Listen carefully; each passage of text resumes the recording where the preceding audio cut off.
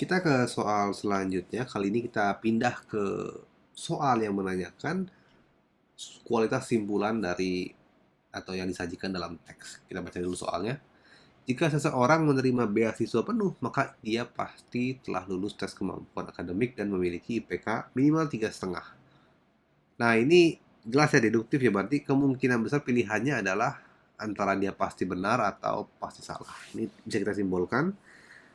Kalau seseorang menerima beasiswa penuh, kita simpulkan dengan P, maka dia pasti telah lulus tes kemampuan akademik, simbolkan dengan Q, dan memiliki PK minimal 3,5, kita simbolkan dengan R.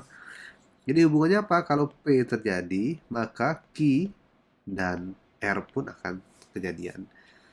Terus Sarah telah lulus tes kemampuan akademik, artinya ini Q ya, Q kejadian, tetapi memiliki IPK 3,2. Artinya kan ini negasi R.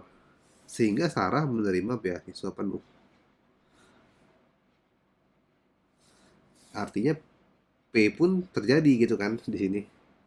Nah, pernyataannya ini simpulan yang benar apa yang salah gitu.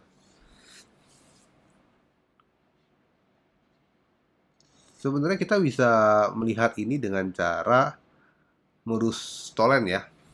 Karena dia menyimpulkannya kan dari Q dan tidak R dulu menghasilkan P gitu kan.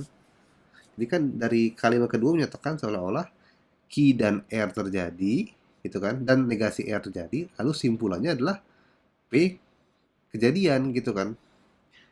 Nah, berarti kita harus menyimpulkan dulu, lalu kita mencari bentuk modus tollenya dulu. Nah, kalau kita punya bentuk jika P, maka Q dan R, kita bisa mencari atau menghasilkan bentuk yang ekuivalen dengan cara menegasikan kedua kedua sisinya dan ditukar gitu kan. Jadinya apa?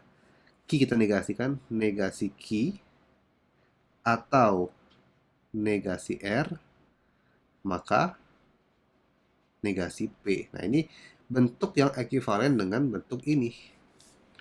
Nah, selanjutnya kita tahu yang terjadi apa? Tidak R gitu kan, dan juga Q gitu kan.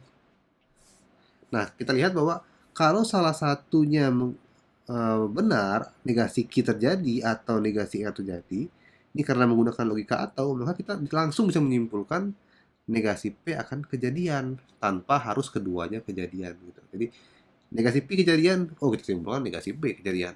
Negasi R kejadian, kita langsung simpulkan negasi P kejadian. Nah, dalam teks tadi yang kejadian adalah Q dan negasi R. Salah satunya kejadian kan. Artinya kita bisa simpulkan simpulannya adalah negasi P, yaitu Sarah tidak menerima beasiswa penuh. Sementara di sini disimpulkan Sarah menerima beasiswa penuh yang ini. Jelas salah ya, bertentangan aja dengan simpulannya seharusnya.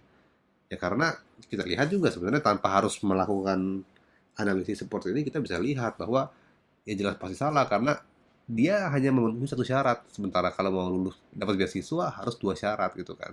Dia kurang di syarat IPK-nya. Jadi dengan kita melakukan analisis seperti ini juga hasilnya bahwa Sarah harusnya tidak menerima beasiswa penuh, kita baca sekilas pun sebenarnya bisa langsung menyimpulkan ya bahwa memang Sarah tidak akan mendapatkan beasiswa penuh. Sehingga simpulan yang dihasilkan itu adalah simpulan yang pasti salah, yang C.